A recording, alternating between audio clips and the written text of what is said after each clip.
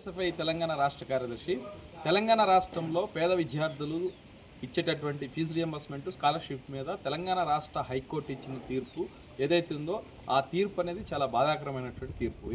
ఎందుకు అనంటే ఈ రాష్ట్రంలో బిలో పవర్టీ లైన్ కంటే బీపీఎల్ కంటే తక్కువ ఉన్నటువంటి విద్యార్థులకి 14 లక్షల మంది ఎస్సీ ఎస్టీ బీసీ మైనార్టీ విద్యార్థులకి ప్రభుత్వం ఉన్నత విద్యలోకి ప్రధానంగా ప్రొఫెషనల్ విద్యలోకి ఇంజనీరింగ్ బీటెక్ లా ఎంబీఏ ఎంసీ లాంటి కోర్సులకు చదువుకోవడానికి 2004లో ఈ ప్రభుత్వం స్కీమ్ను ప్రకటించింది.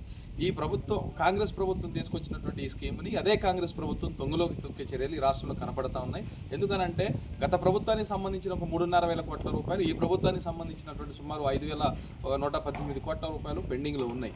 ఈ పెండింగ్లో ఉన్నటువంటి డబ్బుల్ని విడుదల చేయమని చెప్పేసి ప్రభుత్వాన్ని అడిగినా ప్రభుత్వం స్పందించకపోవడంతో ఈరోజు యాజమాన్యాలు కోర్టు పోతే కోర్టు విద్యార్థుల దగ్గర రుసులు చేసుకోండి, విద్యార్థులకి ప్రభుత్వం ఇచ్చిన తర్వాత మళ్ళీ తిరిగి ఇవ్వండి అని చెప్పేసిన పద్ధతిలో ఈరోజు వ్యాఖ్యానిస్తూ ఉన్నారు. ఈరోజు ఒక విద్యార్థి ఒక గ్రామీణ ప్రాంతంలో ఆదివాసీ విద్యార్థి లేదంటే ఒక దళిత విద్యార్థి ఒక గిరిజన విద్యార్థి బీటెక్ 4 సంవత్సరాలు పూర్తి చేసి సంవత్సరానికి ₹1,00,000 ఫీజు ఉందనుకోండి.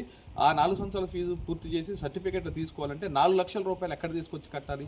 కాబట్టి ఇలాంటి తీర్పు ఇవ్వడం అనేది ఖచ్చితంగా ఈ సుప్రీంకోర్టు తీర్పులను గతంలో ఉన్న తీర్పులను పరిశీలించిన ఇది అసంబద్ధమైనటువంటి తీర్పు. గతంలో supreme court state Unnikrishnan state of Andhra Pradesh అంశంలో కావచ్చు, లేదంటే మధ్యప్రదేశ్లోని మోనికా జైన్ స్టేట్ ఆఫ్ మధ్యప్రదేశ్ సంబంధించిన కేసులు కావచ్చు చాలా స్పష్టంగా చెప్తా ఉన్నాయి. విద్యార్థులకి ప్రభుత్వాలు విద్యార్థులకి రాజ్యాంగం కల్పించిన 21 ఆర్టికల్ ప్రకారం చదువుకునే హక్కు ఉంది. ఆ చదువుకునే హక్కుని విద్యార్థులు కల్పించాల్సిన బాధ్యత ప్రభుత్వానిది.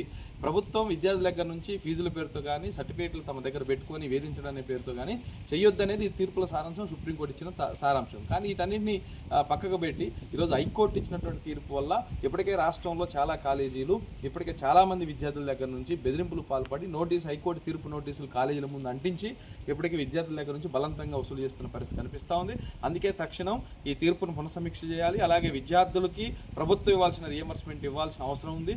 ఈ రూపంలో ఇది ఇట్లా చేయకుండా విద్యార్థుల దగ్గర నుంచి వసూలు చేసుకోవడం అనేది చాలా దుర్మార్గమైనటువంటి అంశం. కాబట్టి తక్షణమే హైకోర్టు కూడా స్పందించి మానవతా కోణంలో వీళ్ళంతా పేద విద్యార్థులు కాబట్టి ప్రభుత్వమే తక్షణమే ఈ రియంబర్స్మెంట్ స్కాలర్షిప్ ప్రభుత్వం విద్యార్థులకు ఇచ్చేలాగా చర్యలు తీసుకోవాలని కోరుతా ఉన్నాం.